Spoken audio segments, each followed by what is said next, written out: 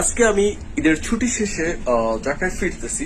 তো আমি যেটা চেষ্টা করতেছি এখন আপনাদেরকে ছোট্ট করে আমাদের লঞ্চের ক্যাবিন গুলো কিরকম হয় দেখানোর চেষ্টা করব। এইটা হচ্ছে আমার ক্যাবিন, যেখানে আমি আজকে রাতের জন্য অতিথি। এই হচ্ছে আমি শুধু ভিতরের অংশটুকু দেখাবো আপনাদেরকে। ক্যাবিনের ভিতরে এইখানে একটা লাইফ বয় আছে, লাইফ জ্যাকেট আছে, সরি।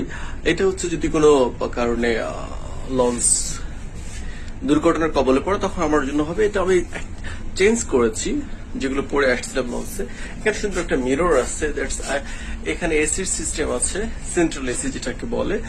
একটা বাথ আছে, যদি আমি আপনাদেরকে দেখানোর চেষ্টা করি।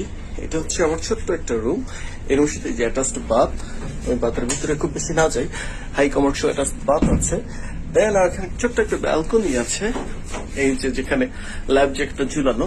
ব্যালকনিটাকে আমি যদি একটু ওপেন করি তাহলে দেখা যাবে এই যে আমি একটা ছোট্ট মানুষ। ব্যালকনি দরজাটা একটু ওপেন করার চেষ্টা করি। Okay, now I am showing to outside. এই যে আমি আছি দোতলায়, এটা হচ্ছে 3 তলা একটা লঞ্চ। এই যে আমি অনেকটা সামনের ভাগে, এইটা হচ্ছে পেছন দিকে।